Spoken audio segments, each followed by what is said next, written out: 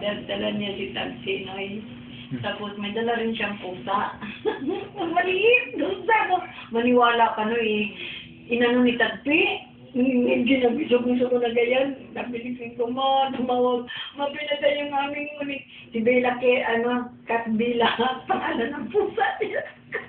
Pinatay ni Tagpi? Hindi, namatay daw. Nabang.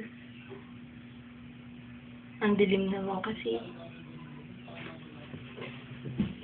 Ang baba mo yan, ha? No. Ayan.